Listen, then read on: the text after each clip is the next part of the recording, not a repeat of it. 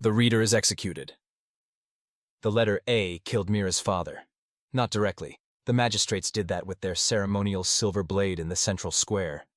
But it was the letter, carefully drawn in charcoal on a scrap of forbidden paper, that condemned him. One curved line, one straight line, one diagonal connector. A symbol that meant nothing to most, but everything to those who understood its power. 9-year-old Mira had watched from the crowd as her father knelt before the literacy tribunal. His face was calm, almost peaceful, as the head magistrate read the charges in the simplified pictographic language permitted to officials. Citizen has acquired forbidden knowledge. Citizen has accessed memory of the before times. Citizen threatens the purity of ignorance. Her father had looked up then, scanning the crowd until his eyes found hers. His lips moved silently, forming shapes Mira wasn't supposed to understand. But she did understand. That was the problem. I love you. Learn everything. The blade fell. The crowd cheered as they were expected to. Mira did not cry. Tears would have marked her as sympathetic to a reader, and in the Holy State of Oblivion, sympathy for the literate was nearly as dangerous as literacy itself. 3 years had passed since that day. Now, at 12, Mira worked in the sorting facility where all discovered fragments of text from the before times were collected before being burned. Workers were chosen for their complete inability to recognize written language, seeing the forbidden symbols as nothing more than meaningless scribbles. Mira had been assigned there because of her father's crime. The daughter of a reader would spend her life destroying the very thing that had destroyed her family. They didn't know that every day she smuggled out tiny fragments of text hidden in the seams of her uniform. They didn't know that every night, by the light of a carefully hidden candle, she pieced together the knowledge her father had died for. Attention workers, the daily quota has increased. 15 additional crates must be processed before the day ends. The announcement echoed through the cavernous sorting facility. Mira didn't look up from her conveyor belt, where a steady stream of paper fragments moved past her gloved hands. Beside her, Davy groaned. 15 more crates? The magistrates must be planning another celebration of ignorance. Mira nodded without speaking. Friendship was dangerous. Every citizen was encouraged to report signs of forbidden knowledge. Children were especially prized as informants. Through the high windows, Mira could see the ever-present smoke from the purification fires, where all discovered text was burned.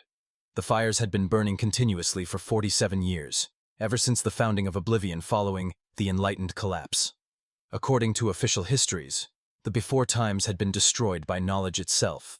Too much reading, too much information had driven humanity to the brink of extinction. Only by eliminating literacy could survivors build a stable society. Or so the magistrates claimed. Mira's father had told her different stories. Stories of a power-hungry elite who had recognized that controlling information meant controlling people. "You're falling behind," hissed the floor supervisor. "Daydreaming leads to questioning. Questioning leads to seeking. Seeking leads to reading. Remember the warnings." "Forgive me," Mira murmured. "I was focused on identifying the forbidden symbols." Night fell over Oblivion. In her tiny apartment, Mira carefully sealed the door and covered the window before lighting her hidden candle. From her secret pocket, she withdrew the day's treasures, 7 fragments of text, carefully selected from thousands. One fragment caught her eye, a piece slightly larger than her palm, with a smooth edge that suggested it had once been part of something bound together. At the top, in large symbols, was a word she recognized immediately: library.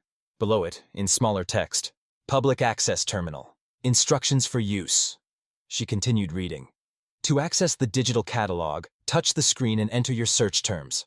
The library's entire collection of over 1 million books, periodicals, and multimedia resources will be available for browsing. For assistance, please speak with a librarian or use the help function.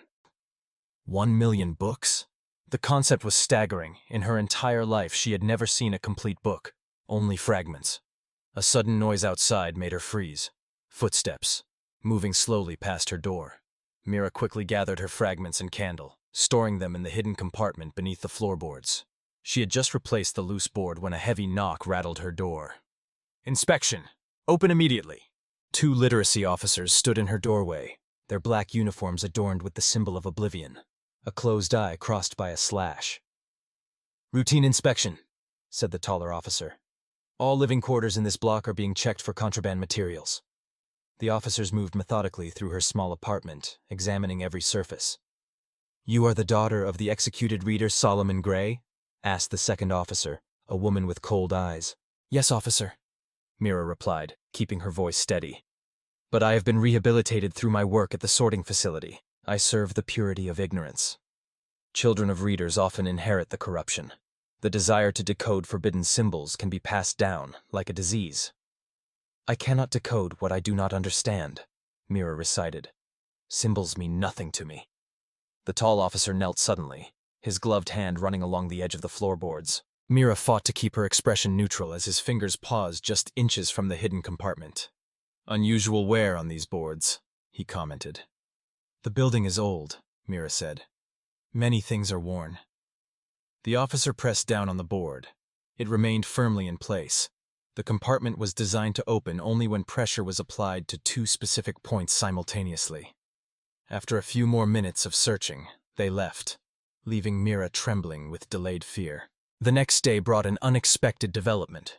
A new worker was assigned to the station beside Mira, a boy perhaps a year older than herself, with a strange scar running from his left eye to his jawline. "Kel," he introduced himself simply, "transferred from the northern facility." As the morning progressed, she noticed something odd about Kel's sorting technique. When certain fragments passed through his hands, his eyes lingered slightly longer than necessary. A normal worker would see all text as meaningless marks. During the midday meal break, Kel sat beside her. "The northern facility processes mainly academic texts," he said conversationally, his voice low. "Much more interesting than what you get here." Mira kept her expression neutral. "All forbidden symbols are equally meaningless." Kel's mouth twitched slightly. "Of course, though some meaningless symbols form more interesting patterns than others. My father used to collect patterns before his rehabilitation." Rehabilitation. The process that eliminated literacy from those discovered with the skill but deemed too valuable to execute. It involved surgical procedures that removed the brain's ability to process written language. "My father preferred execution to rehabilitation," Mira said. Kel's eyes widened slightly, then he nodded, the barest movement. "As would I." The implication hung in the air between them. Kel was like her, a child who could read, hiding his ability from the magistrates. "The library fragments," Kel whispered. "There are more coming. Something important was found." That night, Kel appeared at Mira's window. From beneath his shirt, he withdrew a folded piece of paper. Not a fragment, but an entire page, its edges only slightly damaged. "From the library discovery," he explained. "The magistrates are keeping most of it separate from the regular sorting. Only trusted supervisors are handling it. But I managed to take this." Mira unfolded the page carefully. It was a map of a library, with areas marked Children's Section, Reference, Computer Lab, and Archive. "Look." He pointed to a section marked Restricted Archives, Authorized Personnel Only. "The library wasn't just destroyed and buried like most from the before times," Kel explained. "This one was sealed intentionally, preserved. The magistrates are terrified of what's inside." "But why preserve a library when their entire system is built on destroying written knowledge?" "Because knowledge is power. The magistrates don't actually believe reading is dangerous. They just want to be the only ones with access to it. I think this library contains something they've been using to maintain control." "We need to find this library," she said. "It's dangerous," Kel warned. "But the map shows tunnels underneath. If we could find an entrance." "Why trust me with this?" Mira asked. "Because your father chose execution rather than rehabilitation. My mother made the same choice 3 years ago. They killed her for teaching me to read. We're the same, children of readers, carrying on what our parents died to preserve." On the afternoon of their planned exploration, as Mira's shift was ending, the facility's emergency alarm suddenly blared. Workers froze as the doors sealed automatically. "Security breach," announced the overhead system. "All workers will remain at their stations for immediate inspection." The head magistrate himself entered, flanked by literacy officers. "A grave security breach has occurred. Materials of extreme sensitivity have been removed from restricted processing." Officers began inspecting each worker's station in person. As they approached their row, Kel's hand moved subtly toward his pocket, where he must be carrying the library map. Without thinking, Mira reached across and grabbed a handful of paper fragments from his crate. quickly stuffing them into her own pocket. "Worker!" barked the nearest officer. "Return those materials to the sorting area immediately." Mira looked up with carefully crafted confusion. "Forgive me, officer. I was only trying to help meet the daily quota." The officer seized her arm, making her empty her pockets. He discovered the fragments she had taken from Kel's station, along with the small scrap of paper on which she had written that morning's date. The officer's eyes narrowed as he spotted the handwritten date. "What is this?" I don't know," Mira stammered. "It was mixed with the fragments." The head magistrate examined the paper. "You know what this is," he said. "The breach has been identified." As the workers filed out, Mira caught Kel's eye. His face showed anguish before he was swept along with the crowd, leaving Mira alone with the magistrate and his officers. "Take her to the literacy evaluation chamber," the head magistrate ordered.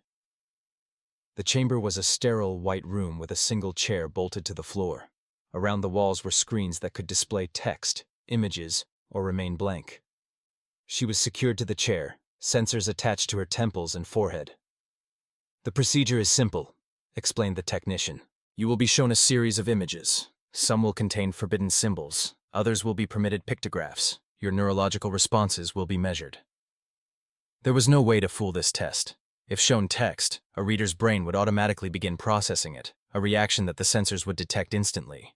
The second image contained the alphabet. Mira tried desperately to unfocus her eyes, to see the letters as meaningless shapes, but her trained brain immediately began to identify them.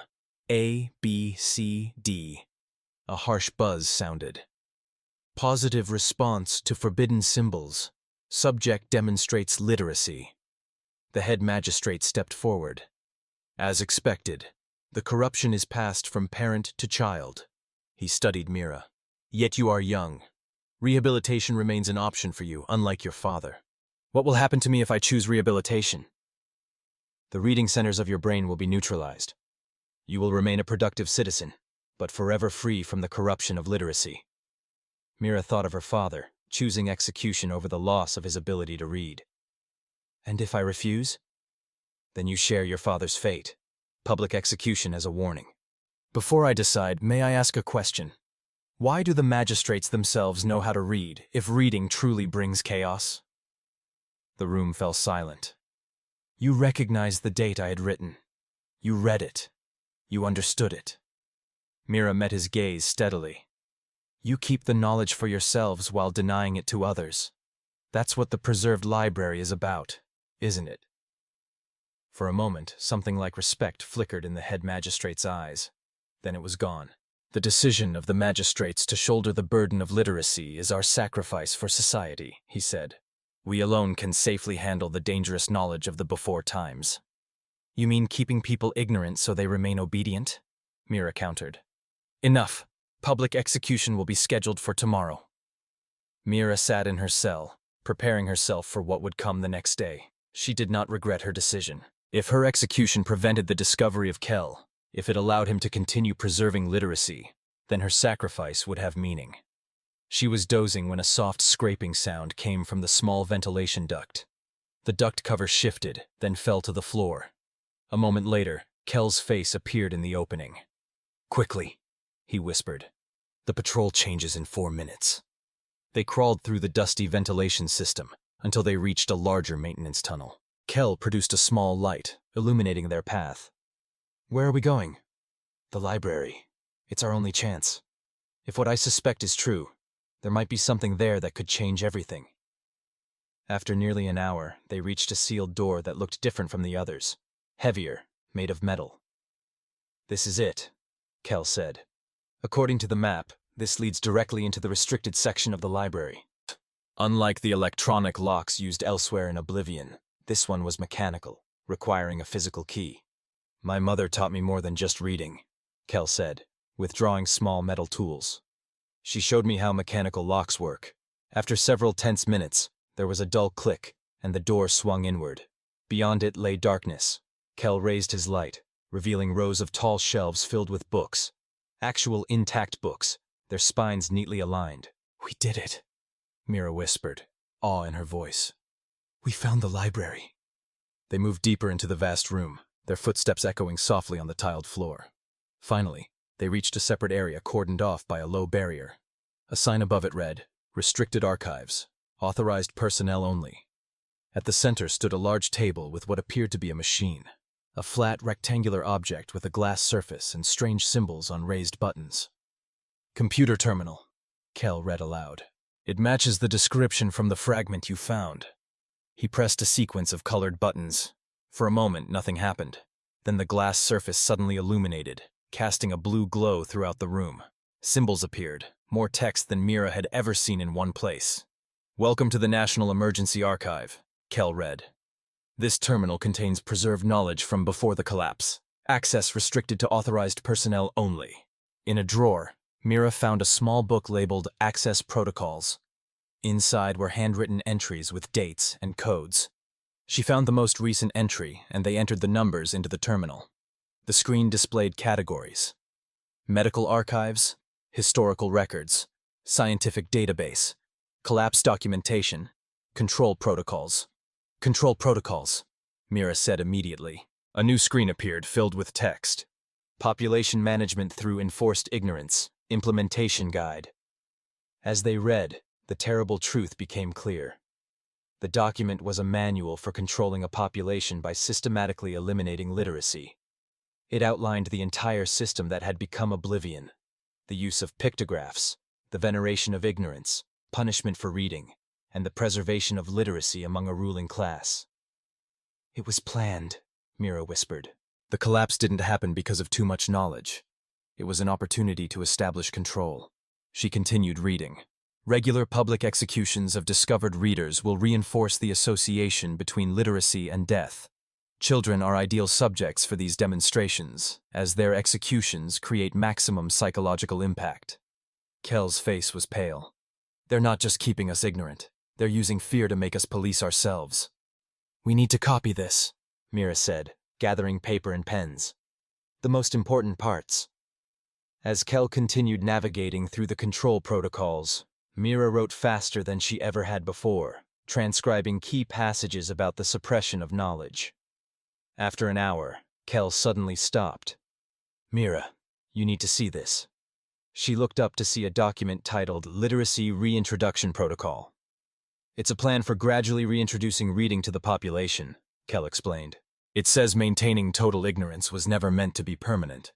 It was designed as a societal reset with a planned reintroduction after 50 years. "But it's been 47 years since the founding of Oblivion," Mira said. "The original plan was to start teaching people to read again in 3 years.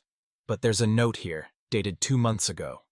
Reintroduction protocol officially suspended by unanimous vote of the Magistrate Council. Continued control deemed more important than historical compliance." A distant sound interrupted them, the clanking of a door opening somewhere in the tunnels. "We need to go," Kel said urgently, shutting down the terminal. "Is there another exit?" Mira consulted the map. "An emergency exit that leads to the old subway tunnels. If we can reach those, we can access any part of the city." They hurried through the library, Mira clutching the precious copied pages. The sound of pursuit grew louder. "They know we're here," Kel said as they reached the emergency exit. Like the entrance, it had an old mechanical lock. He worked frantically with his tools while Mira watched for pursuers. The lock finally yielded. Beyond the door lay stairs leading down into darkness. "Go," Kel urged. "I'll be right behind you." Mira started down the stairs, the documents securely tucked inside her clothing. She had descended only a few steps when she heard a shout, followed by a scuffle. Turning, she saw Kel struggling with a literacy officer. "Run!" Kel shouted. "Get the documents to the others." "Go," Kel insisted. "This is bigger than either of us." With a last anguished look, Mira fled down the stairs, her father's final words echoing. "Learn everything." Now she carried not just the forbidden skill of reading, but the truth about why it had been forbidden. A truth that could ignite revolution in a society kept deliberately in darkness. 6 months later, Mira stood in the shadows at the edge of Central Square, watching people gather for a public address. Rumors had been spreading. Whispers of rebellion, of secret meetings where forbidden knowledge was shared, of documents exposing the lies of Oblivion.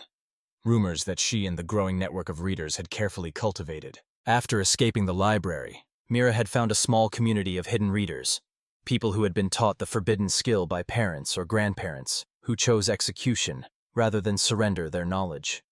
With them, she had shared the copied documents, providing proof of the magistrate's deliberate suppression of literacy.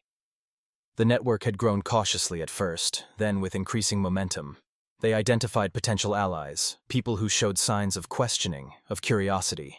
To these carefully selected individuals, they taught reading and shared the truth. Kell had not escaped. His execution had been announced publicly, his sacrifice fueling the spreading resistance. "Citizens of Oblivion," the head magistrate began, addressing the gathered crowd. "A corruption has taken root in our society, a spreading disease of forbidden knowledge that threatens the purity of ignorance upon which our peace depends." Murmurs spread through the crowd. 6 months ago, such an announcement would have been met with unquestioning acceptance. Now, doubt showed in many expressions, curiosity in others, seeds that Mira and her network had planted. To combat this corruption, the Council has authorized increased powers for the Literacy Patrol. All citizens are required to report any suspicious behavior immediately. As he detailed the new restrictions, Mira slipped away to an abandoned storage room that served as one of many meeting locations for the underground network. "It's happening as we expected," she told the gathered readers. "The magistrates are tightening their grip, which means we're succeeding." "More executions will follow," said an older man who had been teaching reading in secret for decades. "And more will question why knowledge merits death," Mira countered. "Each execution creates new doubts, new openings for us to share the truth." She unfolded a hand-drawn map of the city, marking locations where reading groups had been established. "We're reaching critical mass. Once we have enough readers, we move to the next phase, public demonstration." "The risk," a young woman began, "is necessary," Mira finished. "Individual resistance can be dismissed as corruption. But hundreds or thousands showing their literacy simultaneously, that cannot be ignored." The older man nodded slowly. "Your father would be proud. Solomon always believed that knowledge, once kindled, could never be fully extinguished." Mira touched the small fragment of paper she always carried, her father's last note containing just 3 words: "Read, remember, reclaim." 3 more months, she said firmly. "By then we'll have enough readers in every sector." The magistrates can execute individuals, but they cannot execute an idea whose time has come. As the members dispersed to continue their dangerous work, Mira thought of Kell and her father and all those who had died for the crime of knowledge. The light of literacy, so carefully extinguished by the magistrates, was being rekindled, one reader at a time. In a world where ignorance was law, reading itself was the most revolutionary act possible. And Mira, the 9-year-old girl who had watched her father die for teaching her letters, had become something the magistrates feared more than any weapon: a child who could read, teaching others to do the same. If you enjoyed this tale of resistance against oppression through the power of knowledge, please hit that like button and subscribe for more stories that explore the darker possibilities of human societies. What would you risk to preserve knowledge in a world that criminalized learning? Share your thoughts in the comments below.